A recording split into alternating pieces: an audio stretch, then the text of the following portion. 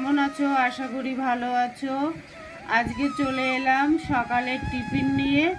আর দরজা বন্ধ হয়ে যাচ্ছে, এদিকে দরজাও বন্ধ হয়ে যাচ্ছে। দেখো কত মেঘ, আর বৃষ্টি থামার নাম নেই। আর এদিকে আমি বানাতে বানাতে কর্তা বললো আগে চাটা করো। আমি একটা ব্যাটার বানিয়েছি, এখানে ময়দা আছে, গাজর আছে, পেঁয়াজ আছে, লঙ্কা আছে, আর ডিম আছে। তো আজকে আমি একটা ডিম দিয়েই করছি যেহেতু অল্প আছে। আর এদিকে আমি একটা চা বানাবো একরকম, তোমরা দেখো চাটা আমি কিভাবে বানাই।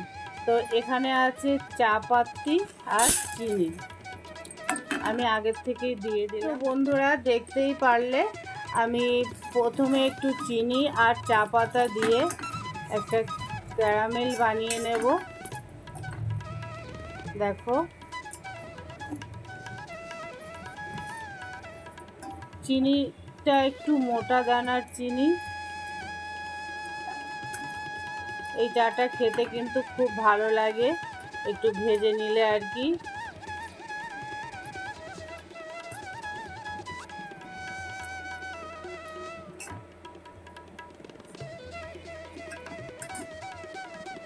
পুড়ে যাবে, একদম কমিয়ে দিয়েছি। এই পর্যায়ে আমি দিয়ে দেব যেটুকুনো হয়েছে ক্যারামেল, এটাই যথেষ্ট, দুধ।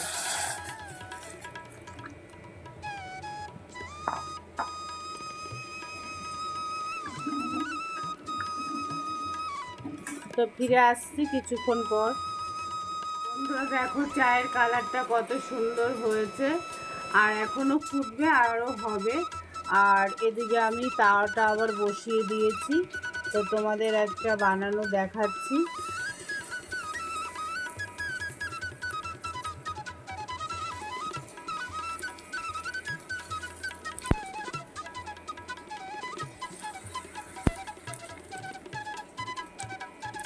তো যেহেতু এর মধ্যে পেঁয়াজ আছে, টমেটো আছে, গাজর আছে, সেজন্য আমি একটু সামান্য 1 মিনিটের জন্য ঢাকা দেব, ধিমে আঁচ করে ঢাকা দিয়ে দেব।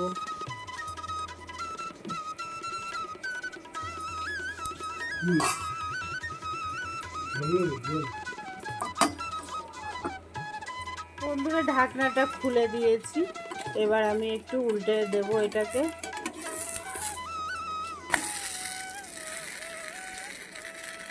তো এই পিঠে আমি আগের থেকে তেল দিয়েছিলাম, আমি আর তেল দেব না।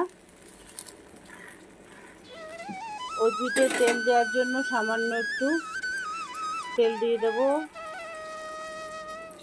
একদমই সামান্য।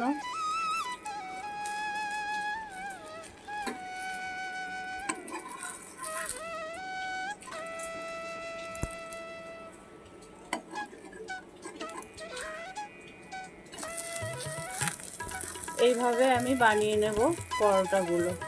দেখো কি সুন্দর, মনেই হচ্ছে না যে হাতে বেলা পরোটা না, আর এত সুন্দর টেস্টি আর হেলদি একটা খাবার।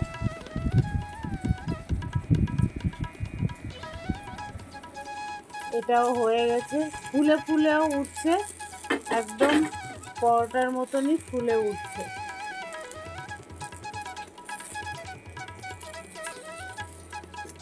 এদিকে আমার সকল পরোটাগুলো হয়ে গেছে, দেখো কত সুন্দর হয়েছে।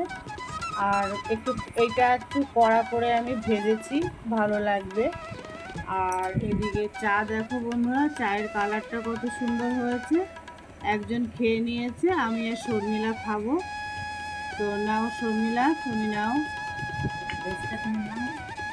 খাও না, খাও। আর চায়ের সঙ্গে আজকে আমাদের